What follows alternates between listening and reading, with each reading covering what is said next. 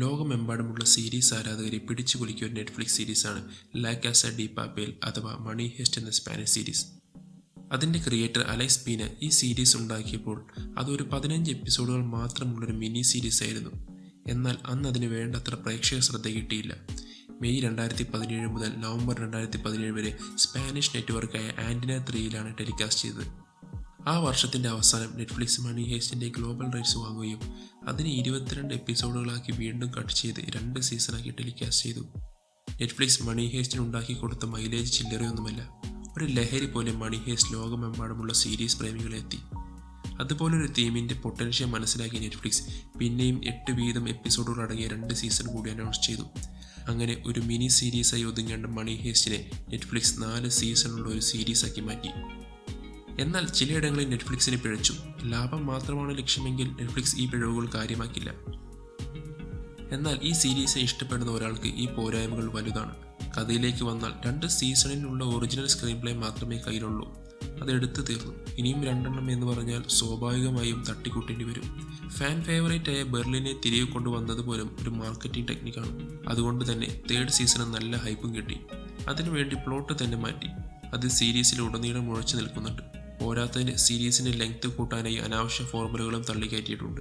അതിൽ പ്രേമവും പൈങ്കിളിയും മാത്രമല്ല, നെറ്റ്ഫ്ലിക്സിൻ്റെ സ്ഥിരം പ്രോഗ്രസീവ് മൈൻഡ് കാണിക്കാനായി ഗേ റിലേഷൻഷിപ്പുമുണ്ട്.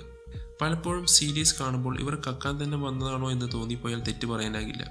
സീരീസിൻ്റെ ലോജിക്കൽ വശങ്ങളെപ്പറ്റി ഞാൻ സംസാരിക്കുന്നില്ല. പകരം ഒരു സീരീസിൽ നിന്ന് നമ്മൾ പ്രതീക്ഷിക്കുന്ന ചിലതുണ്ട്. അത് നമുക്ക് കിട്ടുന്നുണ്ടോ എന്നാണ് നോക്കേണ്ടത്. അതിൽ പ്രധാനമാണ് ക്യാരക്ടർ ഡെവലപ്മെൻറ്റ്. സീരീസിനെ സിനിമയിൽ നിന്ന് വ്യത്യസ്തമാക്കുന്നത് അതിൻ്റെ ലെങ്ത് മാത്രമല്ല, കാണികളോട് സിനിമയേക്കാൾ സീരീസ് ഒരുപാട് കണക്റ്റ് ആവും. അതിന് പ്രധാന കാരണം ക്യാരക്ടർ ഡെവലപ്മെൻ്റ് ആണ്. മണി ഹെസ്റ്റിൽ അതിന് തീരെ പ്രസക്തിയില്ല. ഒരു കഥാപാത്രത്തിനോട് പ്രേക്ഷകന് ഇമോഷണലി കണക്റ്റ് ആവാൻ പറ്റുന്നില്ല, അല്ലെങ്കിൽ അതിനുള്ള സ്പേസ് കഥയിലില്ല. അത് ക്യാരക്ടർ ഡെവലപ്മെൻറ്റിൻ്റെ പോരായ്മയാണ്. അതിൽ പ്രൊഫസർ പോലും ഉൾപ്പെടും. അദ്ദേഹത്തിൻ്റെ ബുദ്ധിയിൽ നമ്മൾ അതിശയിക്കുമെങ്കിലും മറ്റു പലരെയും നമുക്ക് ഇഷ്ടമാണെങ്കിലും അവരോടൊന്നും ഒരു ഇമോഷണൽ അടുപ്പം പ്രേക്ഷകർക്ക് കിട്ടുന്നില്ല. അത് ചുരുക്കം സീരീസുകൾ മാത്രം വളരെ വിജയകരമായി ചെയ്ത കാര്യമാണ്. ബ്രേക്കിംഗ് ബാഡ് പോലെ. തിരക്കഥ തന്നെയാണ് നട്ടിലെന്ന് വീണ്ടും തെളിഞ്ഞിരിക്കുന്നു. നിർത്തേണ്ട സമയത്ത് നിർത്താൻ നെറ്റ്ഫ്ലിക്സ് പഠിക്കേണ്ടിയിരിക്കുന്നു. അല്ലെങ്കിൽ പ്രിസൺ ബ്രേക്ക്, 13 Reasons Why പോലുള്ള സീരിയലുകൾക്ക് സംഭവിച്ചത് മണി ഹെസ്റ്റിനും സംഭവിക്കും. അതിന് തെളിവായി 4ാമത്തെ സീസണിൻ്റെ IMDb റേറ്റിംഗ് നോക്കിയാൽ മതി. 8ന് താഴെ പോകാത്ത എപ്പിസോഡ് റേറ്റിംഗ് ഉള്ള മണി ഹെസ്റ്റ് 4ാമത്തെ സീസണിൽ എത്തിയപ്പോൾ അത് 7 ആയി. മാത്രമല്ല 2, 3 സീസണുകൾ ഫിനാലെ എപ്പിസോഡുകൾക്ക് 9ന്റെ മേലെ റേറ്റിംഗ് കിട്ടിയപ്പോൾ 4ാമത്തെ സീസൺ ഫിനാലേക്ക് കിട്ടിയത് 8.3 മാത്രം. ഈ പറഞ്ഞവയൊന്നുകൊണ്ടും മണി ഹെസ്റ്റിൻ്റെ വിജയത്തെ കുറച്ചു കാണാനാവില്ല. അവിടെയാണ് മണി ഹെസ്റ്റിൻ്റെ വിജയരഹസ്യം ചർച്ചയാവുന്നത്. മോഷ്ടിക്കാൻ ഇഷ്ടമല്ലെങ്കിലും എല്ലാവർക്കും നല്ലൊരു മോഷണം കാണാൻ ഇഷ്ടമാണ്. അത് മെയിൻ തീമായി വന്ന സിനിമകളുടെ വിജയങ്ങൾ തന്നെ തെളിവാണ്.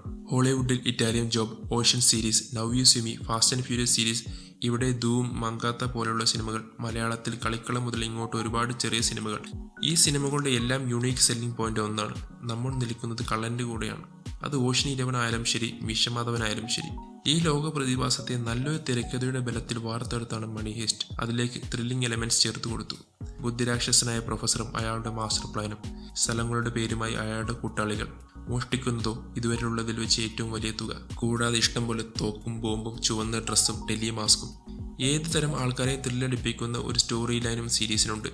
പരസ്പരം പരിചയമില്ലാത്ത ചിലർ ചേർന്ന ഒരു മാസ്റ്റർ മൈൻഡിൻ്റെ പഴുതില്ലാത്ത പ്ലാനിൻ്റെ സഹായത്തോടെ ലോകത്തിലെ ഏറ്റവും വലിയ മോഷണം നടത്താൻ പോകുന്നു. സീരീസിൻ്റെ സിനോപ്സിസ് വായിച്ചാൽ ആർക്കായാലും കാണാൻ തോന്നും. മിഷൻ ഇമ്പോസിബിൾ എന്ന് തോന്നിപ്പിക്കുന്ന ഒരു കാര്യം ചെയ്യാൻ ഒരു കൂട്ടം ആൾക്കാർ ഇറങ്ങി തിരിച്ചാൽ നമ്മളും ഉണ്ടാകും അവർക്ക് വേണ്ടി കൈയടിക്കാൻ. ആ കൈയടിയാണ് മണി ഹെസ്റ്റിന് കിട്ടിയത്.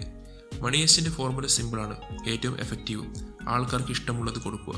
നെറ്റ്ഫ്ലിക്സിൻ്റെ പ്രധാന അട്രാക്ഷൻ ബിഞ്ച് വാച്ചിങ് ആണ്. അതായത് ഒറ്റയടിക്ക് മൊത്തം എപ്പിസോഡുകളും കാണാൻ പറ്റണം. അതിന് പറ്റിയ തരത്തിലാണ് മണി ഹെസ്റ്റിൻ്റെ മേക്കിംഗ്. ത്രില്ലിങ്ങും ഫാസ്റ്റ് പേസുമായിട്ടുള്ള സ്റ്റോറി ടെല്ലിംഗ്.